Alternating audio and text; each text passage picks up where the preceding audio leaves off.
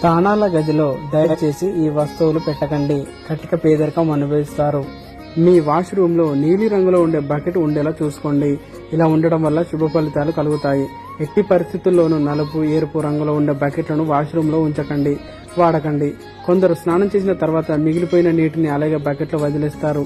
కానీ పొరపాటున కూడా ఇలా చేయకూడదు. స్నానం చేసిన తర్వాత మిగిలిన నీటిని పారబోసి మంచి నీటితో నింపాలి.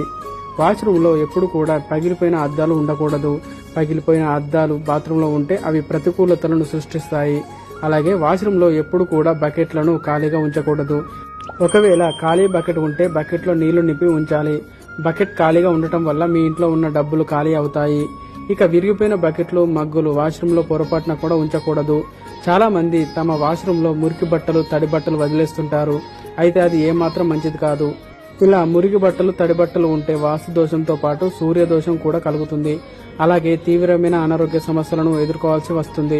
చాలా మందికి తలస్నానం చేసేటప్పుడు జుట్టు ఊడిపోతూ ఉంటుంది. అయితే ఇలా ఊడిపోయిన జుట్టు మీ బాత్రూమ్ లో ఉంటే అది దరిద్రానికి దారితీస్తుంది.